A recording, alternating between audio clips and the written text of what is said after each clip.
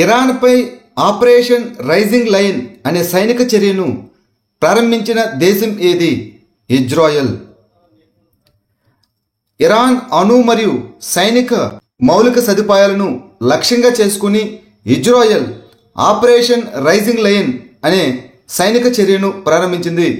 ఇందులో ఇరాన్ అణు సుసంపన్నత కేంద్రాలు, క్షిపణి వ్యవస్థలు మరియు సైనిక కమాండ్ కేంద్రాలపై దాడులు కూడా ఉన్నాయి. ఈ చర్య ఇజ్రాయెల్ మరియు ఇరాన్ మధ్య కొనసాగుతున్న వివాదంలో తీవ్ర పెరుగుదలను సూచిస్తుంది. ఏ రెండు దేశాల వైమానిక దళాల మధ్య మొదటి టైగర్ క్లా వ్యాయామం జరిగింది? భారతదేశం మరియు యుఎస్ఏ. సైనిక పరస్పర సామర్థ్యాన్ని పెంపొందించడానికి భారత్ మరియు అమెరికా వైమానిక దళాల మధ్య ప్రారంభ టైగర్ క్లా వ్యాయామం జరిగింది. ఈ టైగర్ క్లా వ్యాయామం భారత వైమానిక దళం మరియు యునైటెడ్ స్టేట్స్ వైమానిక దళం మధ్య జరిగిన మొదటి స్వతంత్ర ప్రత్యేక దళాల వ్యాయామం. ఇది మే 26 నుండి జూన్ 10, 2025 వరకు ఉత్తర భారతదేశం అంతటా నిర్వహించబడింది. ఉత్తరప్రదేశ్లోని చాందీనగర్లోని గరుడ్ రెజిమెంటల్ శిక్షణా కేంద్రంలో ముగిసింది. గ్లోబల్ జెండర్ గ్యాప్ ఇండెక్స్ 2025లో అగ్రస్థానంలో ఉన్న దేశం ఏది? ఐస్లాండ్. లింగ సమానత్వ చర్యలకు అనుగుణంగా ఐస్లాండ్ 2025 గ్లోబల్ జెండర్ గ్యాప్ ఇండెక్స్లో అగ్రస్థానాన్ని నిలుపుకుంది. మొదటి స్థానంలో ఐస్లాండ్, రెండవ స్థానంలో ఫిన్లాండ్, మూడవ స్థానంలో నార్వే. ప్రపంచ ఆర్థిక వేదిక యొక్క గ్లోబల్ జెండర్ గ్యాప్ ఇండెక్స్ 2025లో భారతదేశం 148 దేశాలలో 131వ స్థానానికి పడిపోయింది. 2024లో దాని యొక్క ర్యాంకు 129వ ర్యాంకుతో పోలిస్తే ఇది 2 స్థానాలు తగ్గింది. జూన్ 12, 2025న విడుదలైన ఈ సూచిక లింగ సమానత్వం పరంగా దక్షిణాసియాలో అత్యల్ప ర్యాంకు పొందిన దేశాలలో భారతదేశాన్ని ఒకటిగా ఉంచింది. ఎక్సర్సైజు శక్తి 2025 అనేది భారతదేశం మరియు ఏ దేశం మధ్య ఉమ్మడి సైనిక వ్యాయామం? ఫ్రాన్స్. భారతదేశం మరియు ఫ్రాన్స్ మధ్య ఉమ్మడి సైనిక విన్యాసం అయిన ఎక్సర్సైజు శక్తి 2025 యొక్క 8వ ఎడిషన్ జూన్ 18 నుండి జూలై 1 వరకు ఫ్రాన్స్లోని లా కావరీలలో జరిగింది. రెండు వైపులా ఉమ్మడి సైనిక సామర్థ్యాన్ని పెంపొందించడం ఈ విన్యాసం యొక్క లక్ష్యం. కనెక్టివిటీని పెంచడానికి జార్ఖండ్ మరియు కర్ణాటకతో పాటు ఏ రాష్ట్రం 6,405 కోట్ల రైల్వే ప్రాజెక్టులకు ఆమోదం పొందింది? ఆంధ్రప్రదేశ్. ఆంధ్రప్రదేశ్, జార్ఖండ్ మరియు కర్ణాటక మౌలిక సదుపాయాలు మరియు కనెక్టివిటీని పెంచడానికి రైల్వే ప్రాజెక్టు ఆమోదాలను పొందాయి. 3 రాష్ట్రాలలో కనెక్టివిటీని పెంచడానికి 6,405 కోట్ల రైలు ప్రాజెక్టులను కేబినెట్ ఆమోదించింది. ముఖ్యమైన మౌలిక సదుపాయాల అభివృద్ధి చర్యలో భాగంగా భారత ప్రభుత్వం జార్ఖండ్, కర్ణాటక మరియు ఆంధ్రప్రదేశ్లను కవర్ చేసే 2 కీలకమైన మల్టీ ట్రాకింగ్ రైల్వే ప్రాజెక్టులను క్లియర్ చేసింది. భారత లోక్పాల్ పూర్తి బెంచ్ స్వీకరించిన కొత్త నినాదం ఏమిటి? పౌరులకు సాధికారత కల్పించండి, అవినీతిని బయటపెట్టండి. ఇటీవల భారత లోక్పాల్ పూర్తి బెంచ్ ఒక కొత్త నినాదాన్ని స్వీకరించింది. అది పౌరులకు సాధికారత కల్పించండి, అవినీతిని బయటపెట్టండి. లోక్పాల్ అనేది లోక్పాల్ మరియు లోకాయుక్తాల చట్టం 2013 కింద స్థాపించబడిన చట్టబద్ధమైన అవినీతి నిరోధక అధికారం. ఇది ప్రభుత్వ కార్యాలయాల్లో అవినీతికి సంబంధించిన ఫిర్యాదులను పరిష్కరిస్తుంది. 2025 జనవరి మరియు ఏప్రిల్ మధ్య ఇంటర్పోల్ నిర్వహించిన ప్రపంచ సైబర్ ఆపరేషన్ పేరు ఏమిటి? Operation secure. ఇంటర్పోల్ జనవరి నుండి ఏప్రిల్ 2025 వరకు ఆపరేషన్ సెక్యూర్ అనే ప్రపంచ సైబర్ నేరాల నివారణకు సమన్వయం చేసింది. సమాచారాన్ని దొంగిలించే మాల్వేర్తో అనుసంధానించబడిన 20,000 కంటే ఎక్కువ హానికరమైన ఇంటర్నెట్ ప్రోటోకాల్ చిరునామాలు మరియు డొమైన్లను తొలగించారు. భారతదేశంతో సహా 26 దేశాల నుండి చట్ట అమలు సంస్థలు సర్వర్లను గుర్తించడానికి మరియు సైబర్ నేర మౌలిక సదుపాయాలను కూల్చివేయడానికి నిర్వహించారు. క్రాపిక్ ఇనిషియేటివ్ ఏ పథకం కింద ప్రారంభించబడింది? ప్రధానమంత్రి ఫసల్ బీమా యోజన.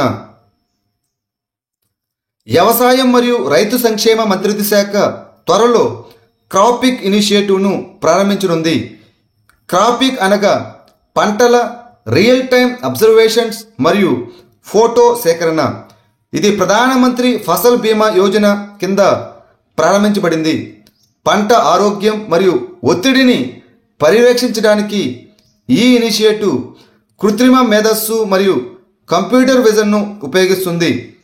పంట నష్ట అంచనాను ఆటోమేట్ చేయడం మరియు రైతులకు బీమా క్లెయిమ్లను వేగంగా చెల్లించేలా చేయడం దీని యొక్క లక్ష్యం. National automated fingerprint identification system అనగా నాఫిస్ ఏ సంస్థచే నిర్వహించబడుతున్నది? National crime records bureau. ఇటీవల కేంద్ర ప్రభుత్వం national automated fingerprint identification system అనగా నాఫిస్ కింద ఫారినర్స్ ఐడెంటిఫికేషన్ పోర్టల్ విధానాన్ని సవరించింది. Immigration visa foreigner registration tracking system యొక్క డిస్ట్రిక్ట్ పోలీస్ మాడ్యూల్ ద్వారా జిల్లాల్లో అందుబాటులో ఉన్న ఫింగర్ ప్రింట్ స్కానర్లను ఉపయోగించాలని రాష్ట్రాలు మరియు కేంద్రపాలిత ప్రాంతాలను ఆదేశించారు. ఈ నాఫిస్ అనేది నేరం మరియు నేరస్తులకు సంబంధించిన వేలిముద్రలను నిల్వ చేసే పాన్ ఇండియా శోధించదగిన డేటాబేసు.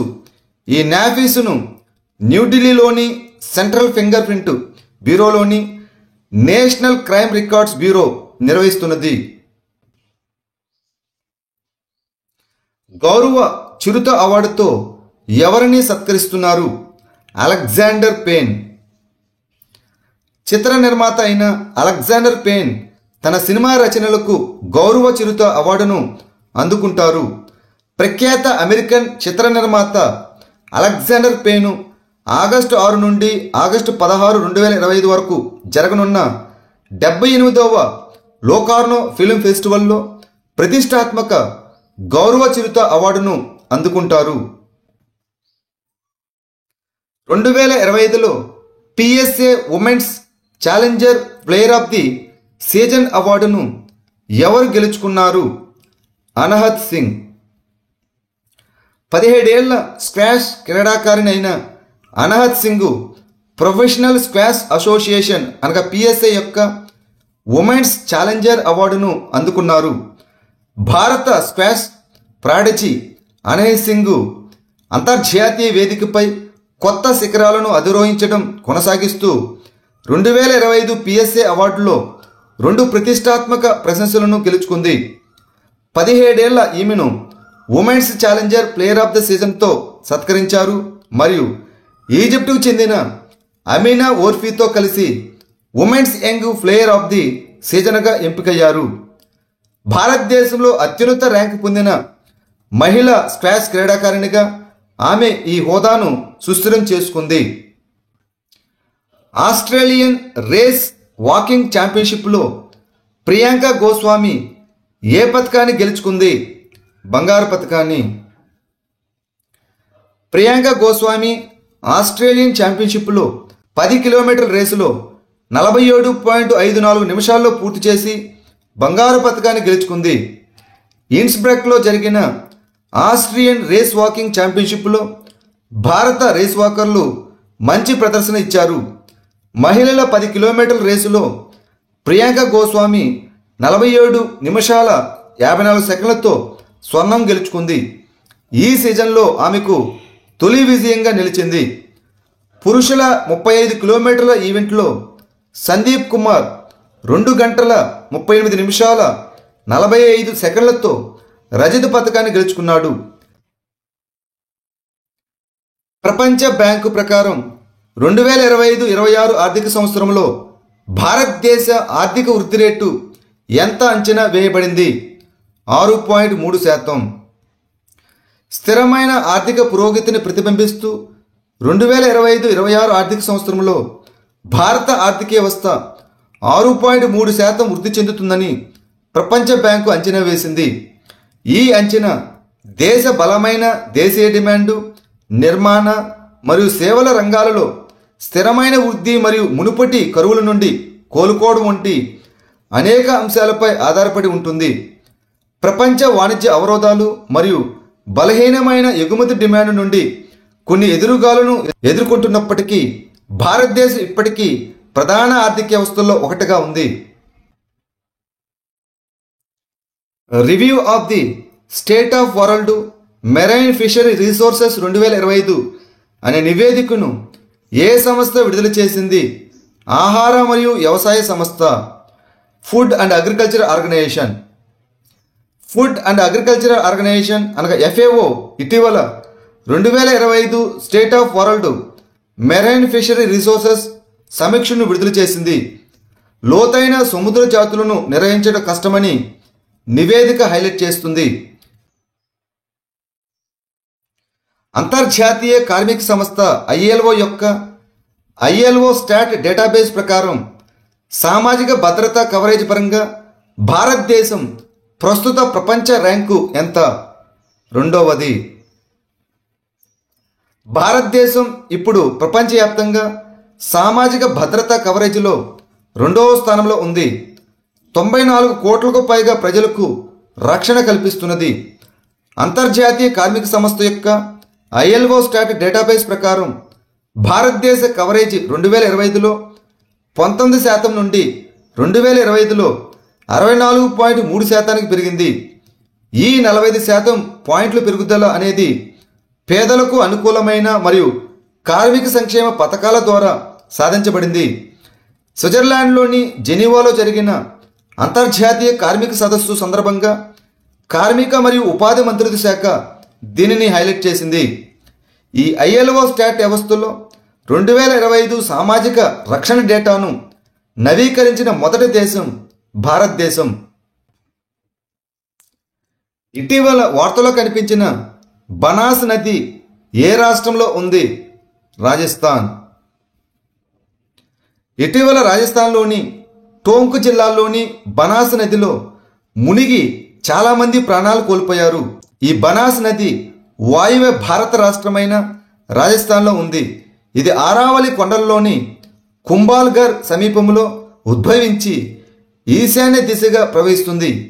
ఈ నది చివరకు షియోపూర్కు ఉత్తరాన ఉన్న చంబల్ నదిలో కలుస్తుంది.